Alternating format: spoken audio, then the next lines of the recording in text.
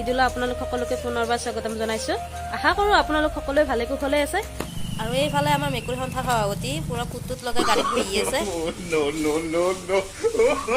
ঐ গাৰ্লফ্ৰেণ্ডক লগ কৰিব যাবি নেকি? পুৰা ষ্টাইল ষ্টাইল কৰি আছ যে।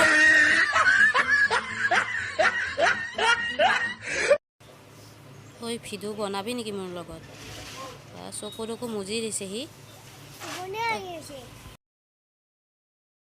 আৰু এতিয়া গৈ আছোঁ মই আমাৰ গাঁৱলৈ। গাঁৱৰ পৰিৱেশটো আপোনালোকক থুলমূলকৈ দেখুৱাই দিম বাৰু। তাতে আমাৰ পুৰণ ঘৰো হয়, যদি অকণো স্কিপ নকৰাকৈ শেষলৈ চাই যাব। আৰু এইফালে চাওকচোন, ৰাধাচূড়া গাছডাল কি ধুনীয়াকৈ ফুলি আছে। আৰু গৈ আছোঁ গাঁৱলৈ। আৰু কথাবোৰ কওঁতে উল্টা পুল্টা লাগে, যিহেতু আমাৰ কথাবোৰ লিখিত নহয়, কথিত কোৱা যায়, সেইবাবে আৰু কথা কোৱাৰ অভ্যাসো বেছি নাই। কোনোবাই ভাবিব পাৰে যে মই কথা কওঁতে মুখখন বেকাৰ দৰে হৈ যায়। আচলতে এনেকুৱা নহয়, মোৰ দাঁতটো তলৰ পিনে ওলাই অহাৰ বাবে এনেকুৱা মুখখন বেকাৰ দৰে দেখা পায়। আৰু ৰাস্তাৰে গৈ থাকোঁতে মই এয়া লগ পালোঁ ৰফিক। আচলতে বনৰীয়া জীৱ জন্তুবোৰ খুব ভাল লাগে।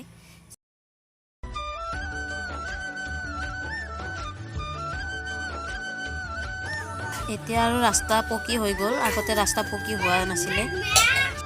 চকটোৰ পৰা অকণমান গাঁৱৰ ভিতৰলৈ সোমাই আহি প্ৰথমতে এইটো আমাৰ গোপাল মন্দিৰ পায়। আগতে এডাল বকুল গছ আছিলে, এতিয়া কাটি দিছে। আৰু এইটো হৈছে আমাৰ কীৰ্তন ঘৰ। ইয়াতে শাওণ ভাদ আহিন এই তিনিটা মাহত কীৰ্তন নামঘোষা গোৱা হয়। যিহেতু আমাক শংকৰদেৱ বৰগুৰুজনাই কৈ গৈছে যে কলিৰ যুগত নামেই শ্ৰেষ্ঠ। আৰু এইফালে চাওকচোন, বনৰীয়া কলগছৰ কলফুলটোও ধুনীয়াকৈ ফুলি আছে।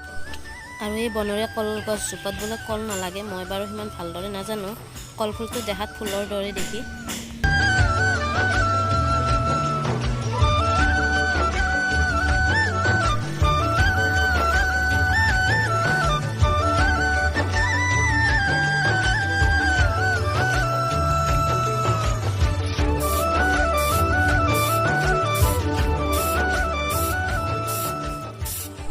আৰু এইফালে এইটো হৈছে আমাৰ পুৰণি ঘৰটো, য'ত আমি সৰুৰে পৰা ডাঙৰ দীঘল হৈছোঁ।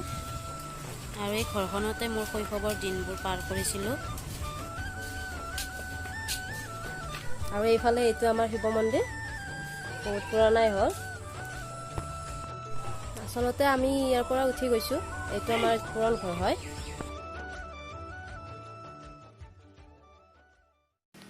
আৰু এইফালে এইটো খুৰাহঁতৰ দাদাৰ ছোৱালী হয়।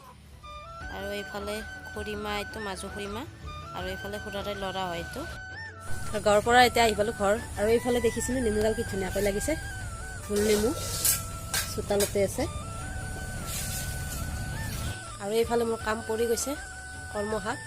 কোনে কোনে খাই পাইছে এইটো জনাবচোন কমেণ্টত। আৰু এইটো শাক বহুতে ভাল চকুৰ কাৰণে, যিহেতু এইবিলাক বস্তুত সাৰ দিয়া নাথাকে, পথাৰতে পোৱা যায়। আৰু আমাৰ এইটো টিকলু মিস্ত্ৰী খেলি আছে।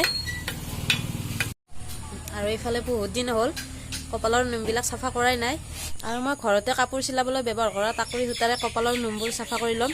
যিসকলে আগতে মোৰ ভিডিঅ' চাইছে দেখা পাইছে চাগে মই দিয়া সৰু সৰু বিউটি টিপছবোৰ। আৰু যিসকলে চোৱা নাই চেনেলটো ছাবস্ক্ৰাইব কৰি থ'ব, তেতিয়া মোৰ ভিডিঅ'ৰ নটিফিকেশ্যনবোৰ আগতীয়াকৈ পাব।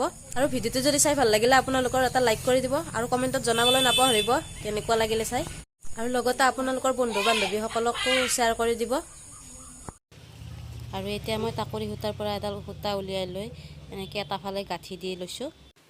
আৰু এতিয়া মই ৰছীডাল মোৰ গাৰ ফালে পাক খুৱাই লৈ এনেদৰে মই চাফা কৰি লৈছোঁ।